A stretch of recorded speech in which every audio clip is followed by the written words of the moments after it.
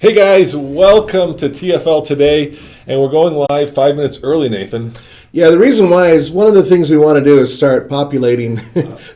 What? I'm sorry, I think. Oh, yeah, we are. All right, we're live. Andre, don't mess with us, dude. Andre's behind the camera, so to speak. So that's exactly why we're going live, because the real show, the top 10 new car trends that we dig, won't start till 10 o'clock. But we wanted to give you guys a chance to get on board here. Come on, get on your computers, grab yourself a coffee, a donut. Yeah, which we have already done. And we wanted to address a few things too before we get started. And I think one of the things we want to talk about right away, and remember, if you haven't, well, it's actually not really a point, but this will be replaying because we're going to keep this on TFL now. Yep. Some of you guys were asking some questions about us doing live streaming. And some people weren't really into it, and that's fine. See, we're still doing all of our videos. This is just on top of all of our video production. Yeah, we believe in choice. Yeah, exactly.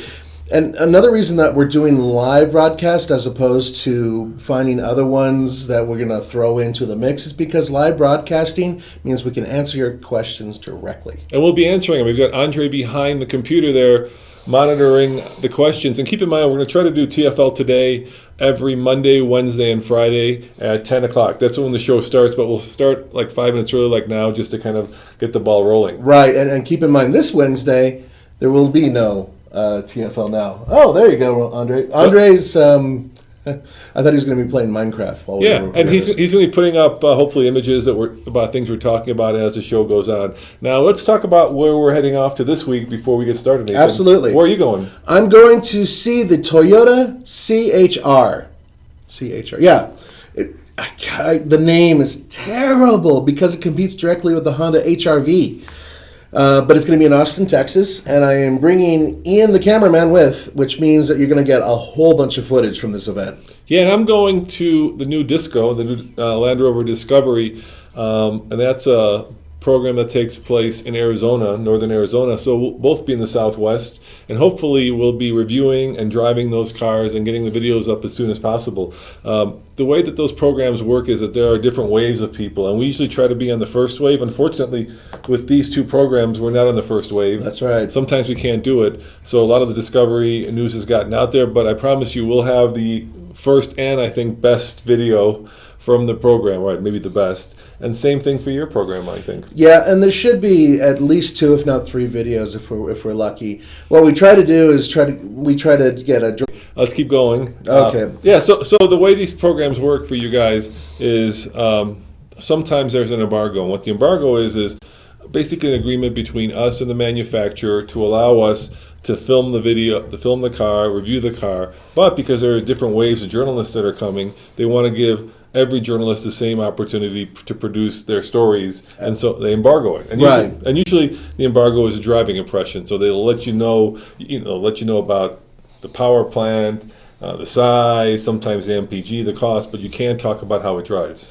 Now, some embargoes are really strict, and they won't allow Twitter or anything else. Absolutely nothing. I've been on those types of events before where nothing was allowed, but usually you just have driving impressions that are embargoed, and sometimes they'll talk about performance and price. Price is also one. You got a question, Andre? Oh. Well, first of all, a lot of guys are saying hello. Oh, hello, Hey, guys. what's up, guys? Yeah, So shout out to all you guys. Brent and Zacula and Aaron Aaron. and Michael, they're all giving you guys shout outs. Oh, thank you guys. Thanks, We guys. appreciate it. Yeah. Yeah, thank you for being early. Yeah.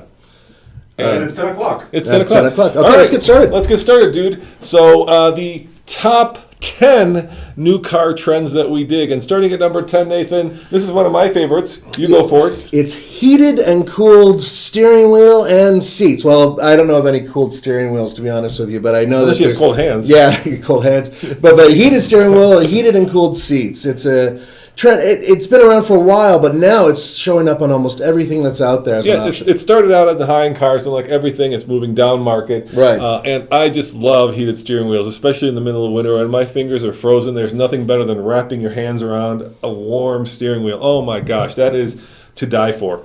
Yeah, what I used to do when I first moved to Colorado 15 years ago, I'd take my arms and pull them into my jacket, and then I'd shove them onto the heated vents, so I'd have maximum heat going over my fingers. But having the steering wheel now, it's just, and it's a wimpy thing to have, but at the same time, it's an awesome thing to have, especially when you're in cold country. Now, for all you people who aren't in cold country, there are two kinds of seats. There are actually vented seats and cooled seats, and there's a difference, right? There is. Vented seats basically means that there are holes, or there are holes in both, that perforated that the air goes through. But when they're actually chilled, they're actually chilling the air. So you can have ventilated seats and you can have cooled seats. And I'd prefer cooled seats, actually to the point where you don't have to have your air conditioner on if the chilled seats work well enough. I can't tell you how many times during the summer, it gets fairly hot here in the 90s during the summers, where I'm sitting inside the car with the cooled seat and I have a stupid smile on my face while people outside are like sweating, trying to set up the shot and whatnot. So it's kind of fun to have that. But it's really nice to have. And now you can even buy a Hyundai that has heated and cooled front seats and heated rear seats. And a lot of automakers are starting to move to heated rear seats now. Yeah, and especially electric cars have that because it's a lot cheaper to actually heat the person than it is to heat the interior of the car. Yes, Andre, we have a question. Yeah, Zach says, which company has the best cooled seats? Well, that's a really good question.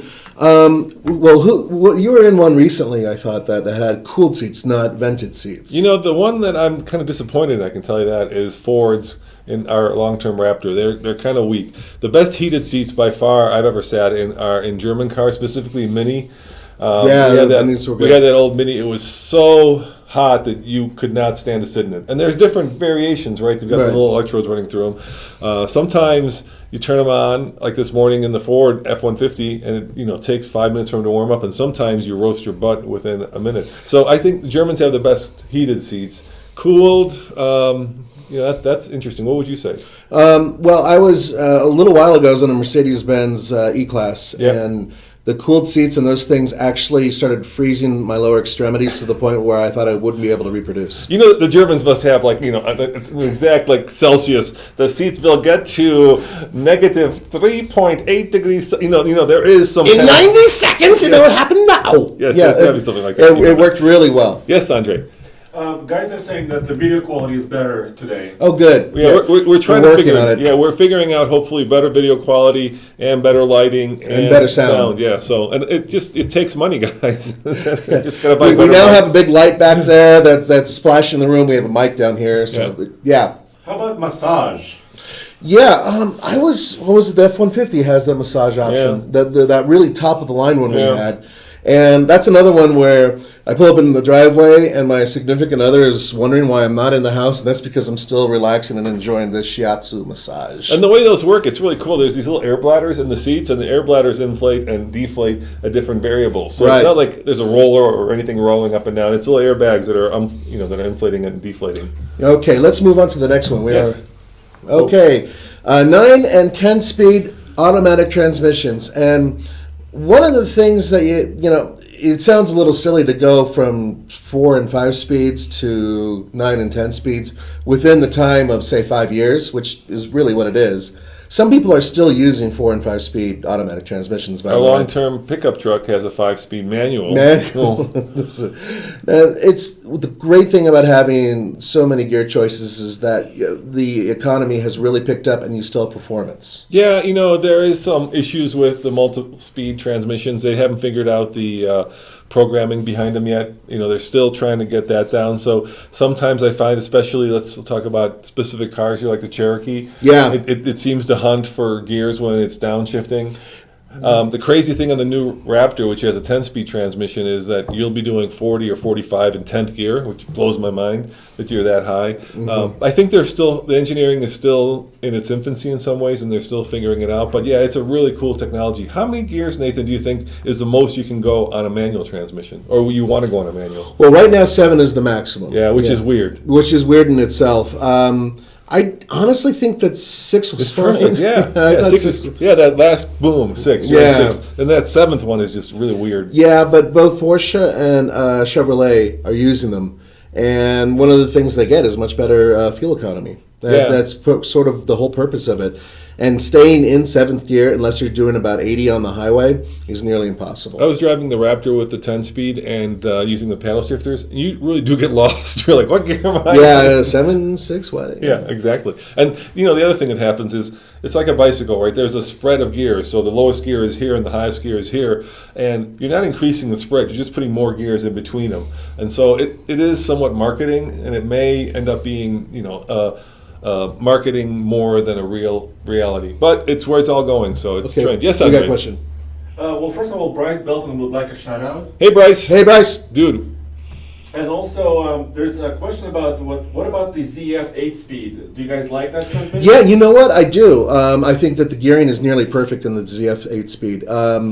There were a few people who had some issues who spoke to me about the bottom end not feeling right. I never felt that at all.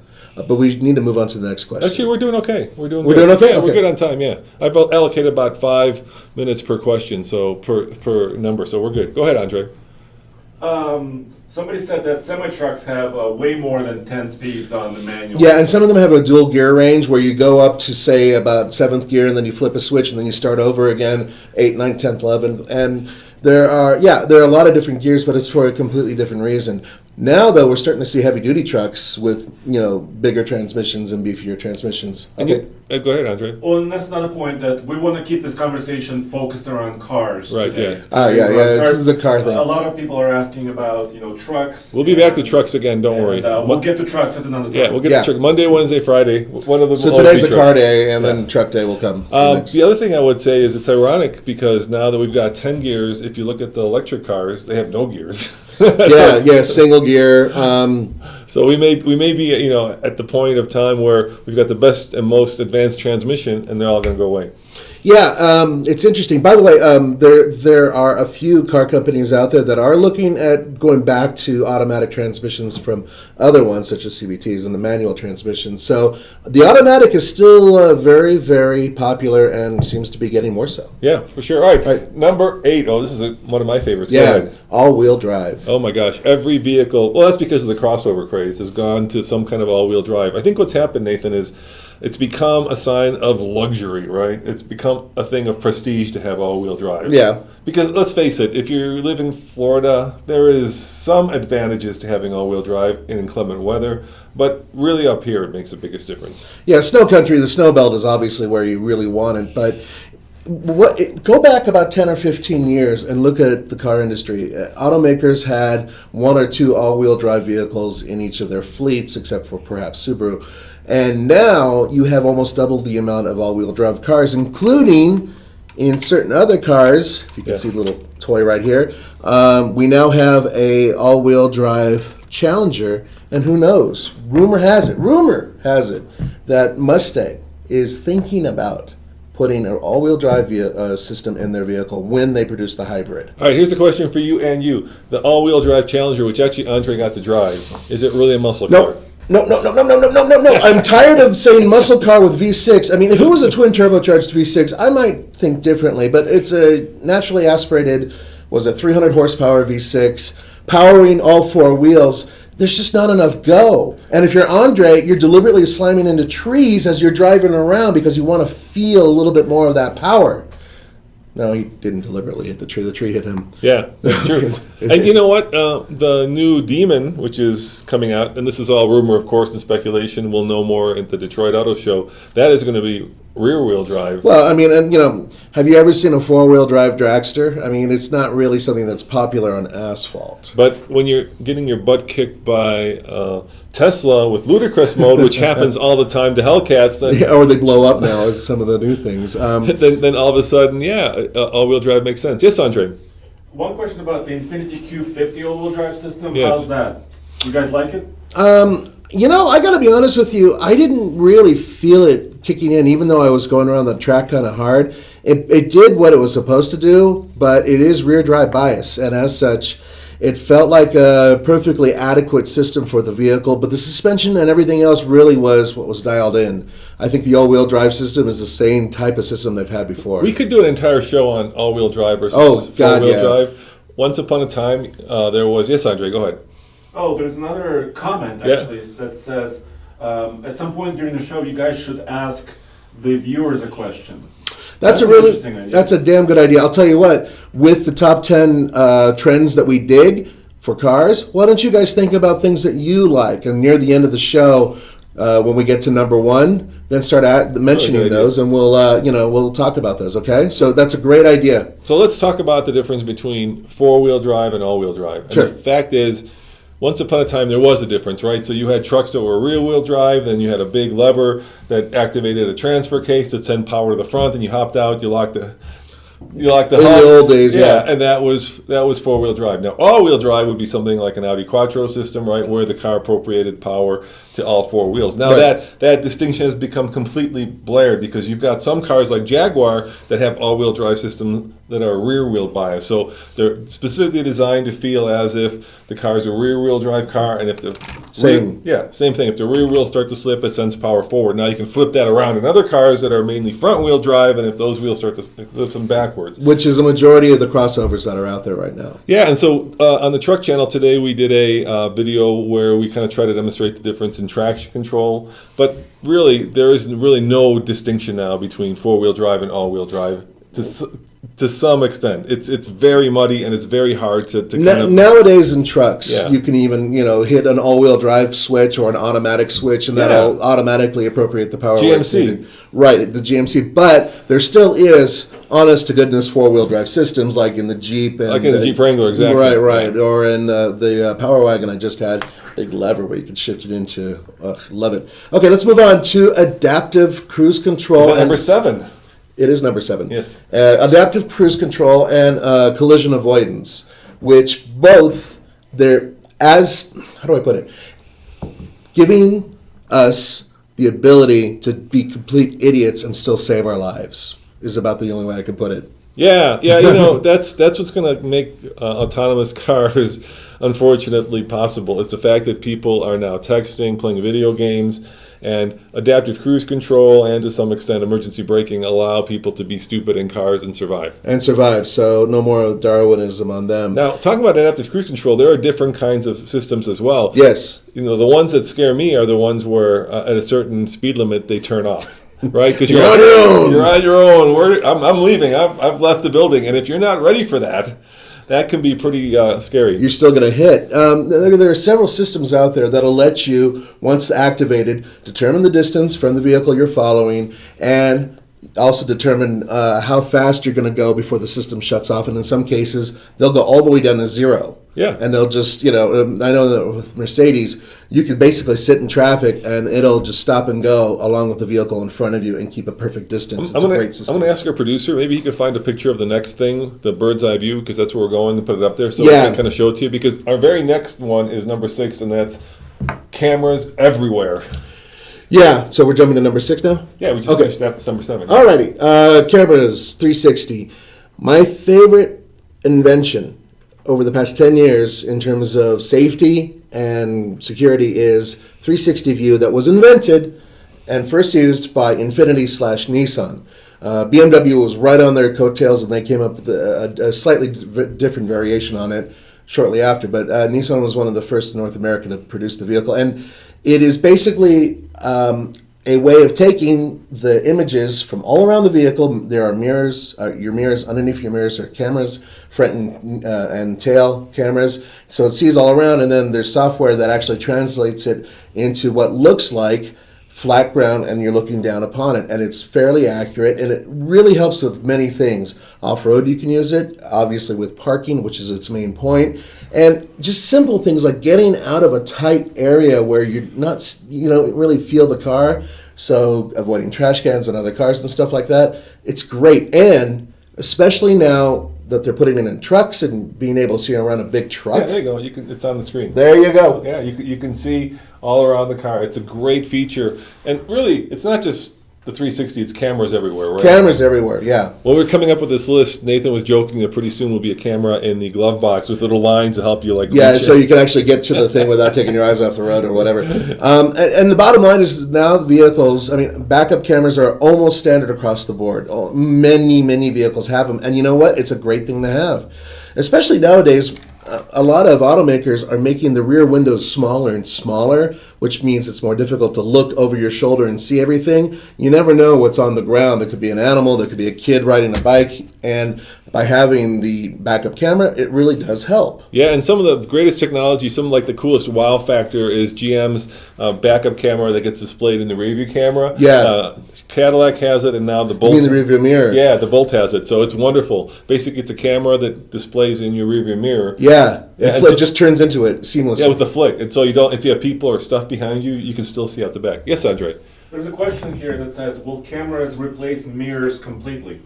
You know, there's a few car companies that are beginning to integrate them with their mirrors, like Honda, where your right mirror, when you're hitting your right turn signal, it'll pop up on your display, but you still have your mirror there. And I think that even though technically speaking it could replace them, there are so many people that would worry about having that one technical difficulty that for some reason kills the monitor, that you want the backup being an actual mirror there still. I think every cool concept car has no rear view mirrors, just those little cameras. The little nubs. Yeah, but I think in reality, the legislation is such that you can't do that because of exactly what you said, Nathan. If that camera fails, you've got no rear view. You want a backup. Yeah. Okay. All right, number 5, Nathan. Number 5 is, carbon fiber, high-strength steel, exotic and lightweight materials. This is something that's really kicking into high gear now. You now have vehicles that have composite backs, hoods, doors, carbon fiber tubs. i8, i3. Yeah, exactly. The i3, which is basically a fairly affordable vehicle, is pretty much all carbon fiber, and then whatever is in carbon fiber is composite plastics and whatnot. And they're using tons of aluminums in various cars, and now on top of all that, you're still using steel, but it's now high-strength steel, which is lightweight but super, super strong.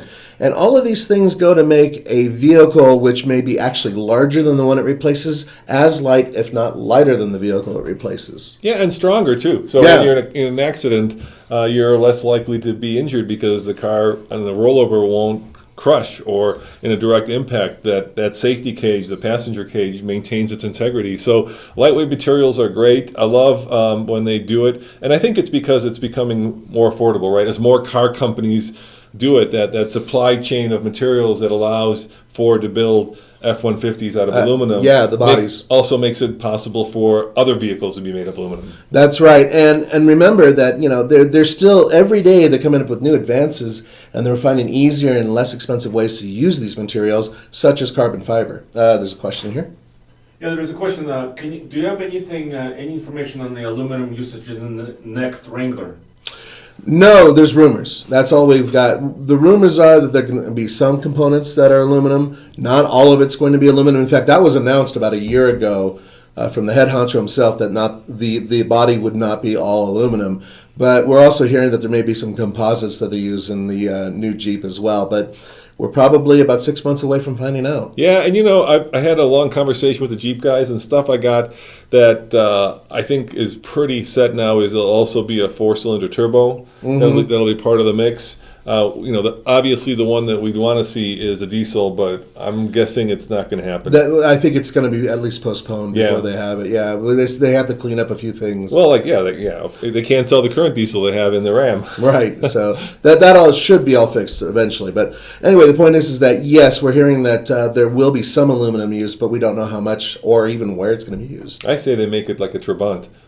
Use that using fibers and whatnot. Oh, another question. Nope, not another question. All right, number 4. Oh, this is a good one. This is my favorite, actually, of the whole list.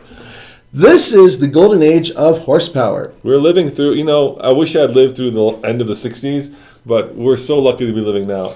A Dodge Demon with how many horsepower have you heard? We've heard a rumor of around 900 horsepower for the Dodge Demon.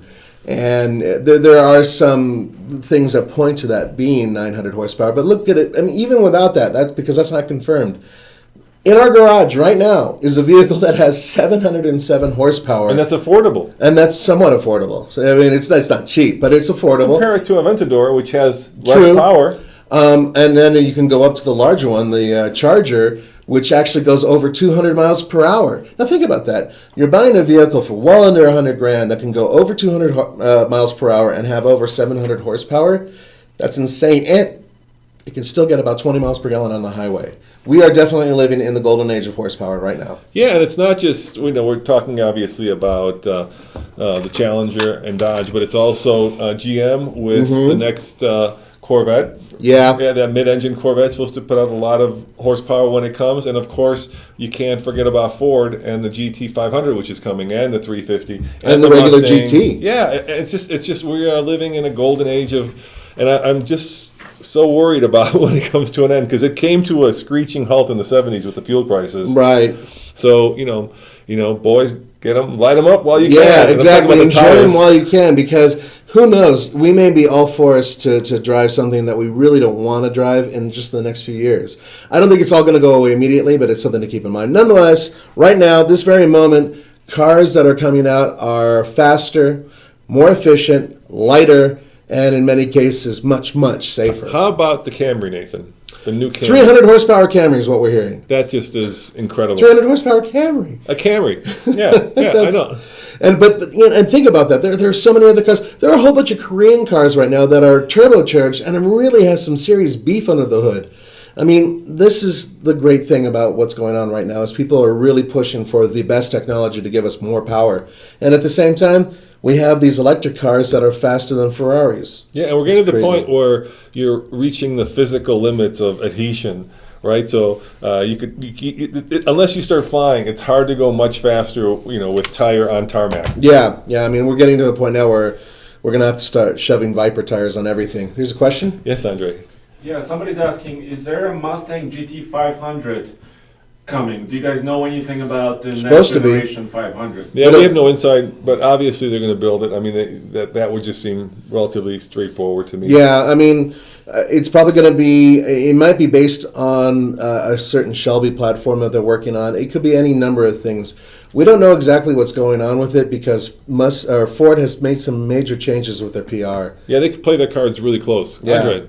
Also, how about hybrid system horsepower, huge power from those cars? Well, yeah, the potential's there, obviously. I mean, look at the Porsche 918 and the P1 and even the Acura NSX. I mean, these are vehicles that are all hybrids, and they're using electric power to supplement the gas power, and they're monsters. And They're it's incredibly smart, fast. right? Because electric motors have a lot of torque instantaneously. Right. And of course, internal combustion engines build that torque, and so do turbos. So there's two ways you can do that. You can get small turbos and big turbos to get torque down low. Right. Or you can use electricity to get torque down low, and then have the gas engine, once it's in its torque range, have more speed. Absolutely. Let's move on to Number three. number 3.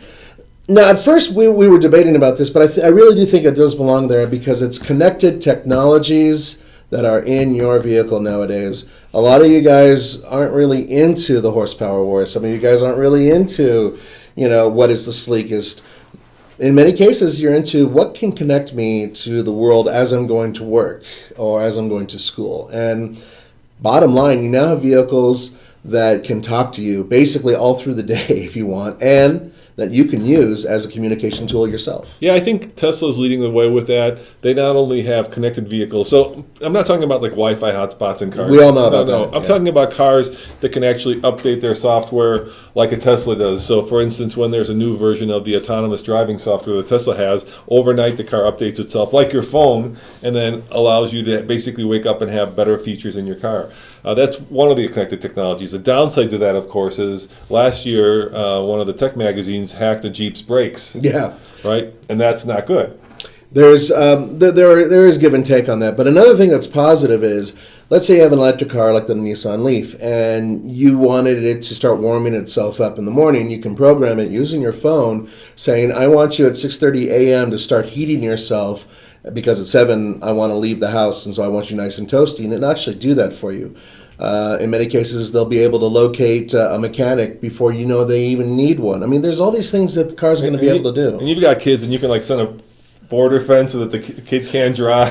You can set When my son starts a top driving, speed limit. oh hell yeah! I hope by then, hopefully, I'll be able to eliminate everything. The car will only go 36 miles per hour and have no radio or anything else like that. I'm going to keep him straight and narrow. He'll still find a way to We destroy gotta it. go. We're only doing this for a half hour, so Yeah, we're running yeah. out of time. Number 2, EVs and hybrids and fuel cell cars. Of course, they're everywhere, and they're becoming ubiquitous, and they're becoming affordable, and they're becoming something that will be in your garage very soon, if it's not already. Yeah, as odd as the Nissan Leaf looks, and I know I just mentioned it earlier, I actually kind of dig seeing them on the highways from time to time, because that tells me that some people are willing to adapt and they really are looking into the future. Because the reality is this: those cars, electric EVs, hybrids, and whatnot, all those vehicles exist. That means we could still have vehicles like this.